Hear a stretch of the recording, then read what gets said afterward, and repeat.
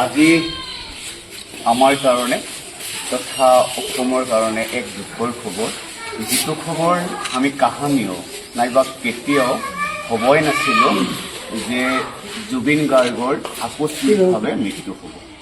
এয়া অসমবাসীৰ বাবে এটা সাংঘাতিক ধৰণৰ দুখজনক। অসম বুলিয়েই নহয়, উত্তৰ ভাৰতৰ কাৰণে বা ভাৰতবৰ্ষৰ কাৰণে এয়া সংস্কৃতি জগতৰ এক উজ্জ্বল নক্ষত্ৰ আমাৰ মাজৰ পৰা চিৰদিনৰ কাৰণে হেৰাই গ'ল, যিটো নেকি এই ক্ষতি অসম বা ভাৰতবৰ্ষত কেতিয়াও পূৰণ নহ'ব।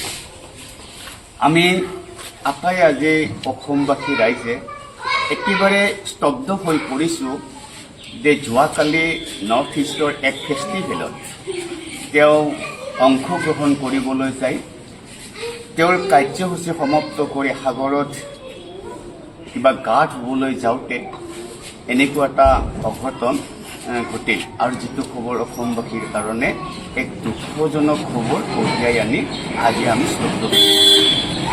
তাৰে পৰিপ্ৰেক্ষিতত অসমৰ লগতে আমি সৰুক্ষেত্ৰী আঞ্চলিক বজাৰ, 5 ষ্টাৰ ক্লাব বা ইয়াৰ ব্যৱসায়ী সন্থা আদিকে ধৰি এই অঞ্চলৰ ৰাইজে আমি মৰ্মাহত হৈ পৰিছোঁ। আৰু তেওঁক আমি তালৈকে যাব পাৰোঁ নে নোৱাৰোঁ সেয়া নাজানো, তথাপিতো ইয়াৰ পৰা এটা শ্ৰদ্ধাঞ্জলি জনাবলৈ বিচাৰিছোঁ। আৰু তেওঁৰ প্ৰতি সন্মান জনাই আমি আজি এই অঞ্চলৰ সকলো দখল পাহাৰ বন্ধ ৰাখিছোঁ।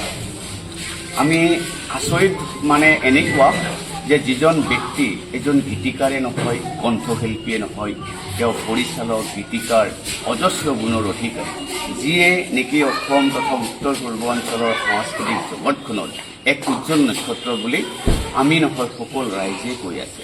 গতিকে তেনেকুৱা এজন ব্যক্তিক আজি হেৰুৱাই আমি সঁচাকৈ স্তব্ধ হৈ পৰিছোঁ। গতিকে তাৰে পৰিপ্ৰেক্ষিতত তেখেতৰ বিদেশী আত্মাৰ চিৰশান্তি কামনা কৰিছোঁ আৰু তেওঁৰ শোকসন্তপ্ত পৰিয়ালবৰ্গলৈ আমাৰ এই অঞ্চলৰ ফালৰ পৰা সমবেদনা জ্ঞাপন কৰিছোঁ।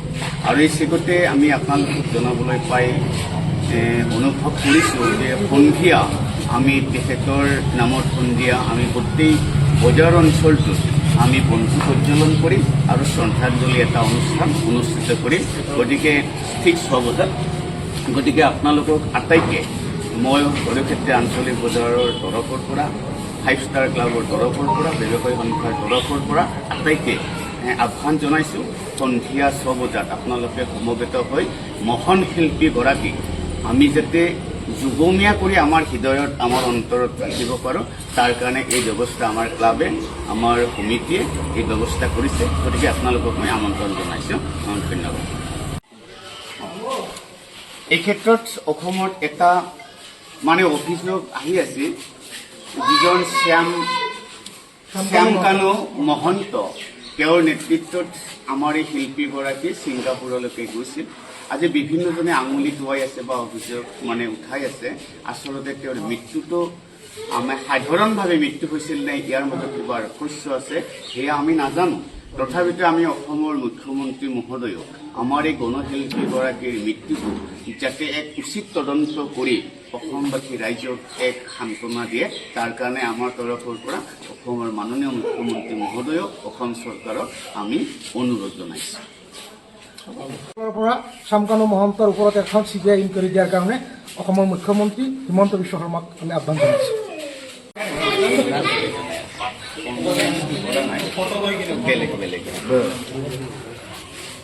আমি কালি যদি আহে